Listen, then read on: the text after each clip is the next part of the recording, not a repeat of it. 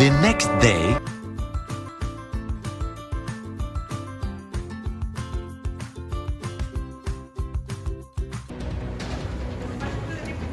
Excuse me.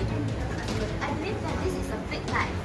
You are not allowed to sell flick knife at your store. I didn't sell flick knife. Yes, you did. I just display it. Okay, never mind. I want to report you. No. See you in court. No. Yes. No. No.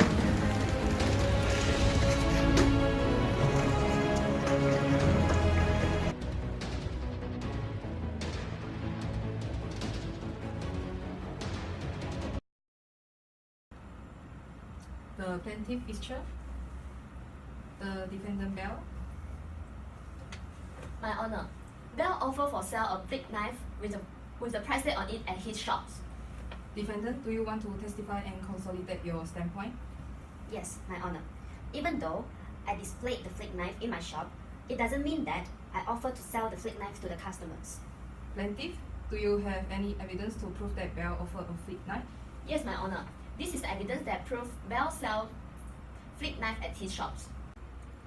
Assistant, can you help me to pass the evidence?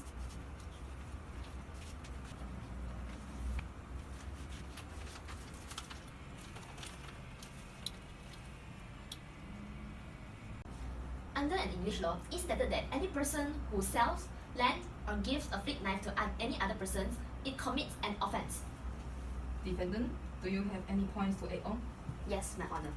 Although I displayed the flick knife in my shop with a price tag on it, but customer did not take it as an offer and buy it. What? How could you deny your fault? Silence, the testimony should not be interrupted. Bell, you may continue. Yes, my honor. My intention is just to attract customers' intention, and also, the flick knife is one of my collection, and it is not an offer. Plaintiff, you may now continue your point. But my honor, it is not only a knife, it is a dangerous weapon. He should be charged with punishment. The court had decided that the defendant was not guilty with what he was charged because it is an invitation to treat. The shopkeeper had not thereby offered the knife for sale. The court dismissed. The court held that Bell did not against criminal offence under the Restriction of Offensive Weapons Act 1959. The display of the flick knife in the shop was merely an invitation to treat, and the knife had not been offered for sale.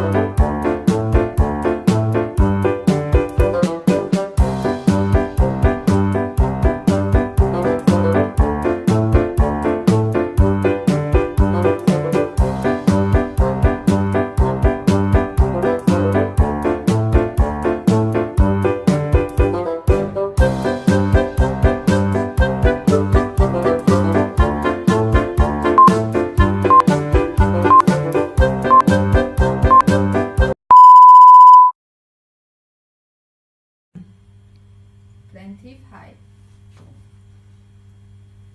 defendant range. This issue is about whether or not the acceptance made by Hyde was absolute and unqualified. You may now continue your statement for prosecution.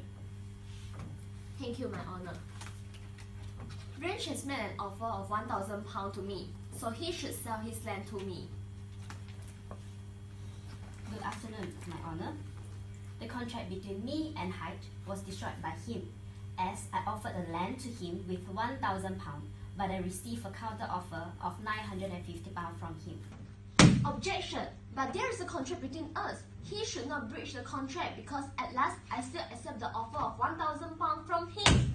Although you accepted my offer, counter offer is referred as rejection of original offer. We have no contract between us. Plaintiff and defendant, please mind your behavior. The objection is invalid since that there is modification in the original offer. But my honor, I still accept the £1,000 offer from him. I understand your standpoint. However, that according to the Section 7A in the Contract Act 1950, the acceptance must be absolute and unqualified. Means that the acceptance must be exact the same term as the offer. Hence, there is no contract between you and Range. The court is dismissed.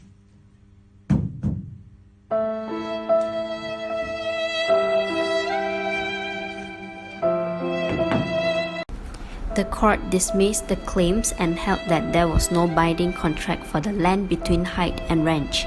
It was stated that when a counter offer is made, it destroys the original offer. As the original offer is no longer available, it could not be accepted and the defendant could not be forced to sell his land to plaintiff. In this case, when Hyde offered £950 to Ranch, he cancelled the £1,000 offer and could not backtrack and accept.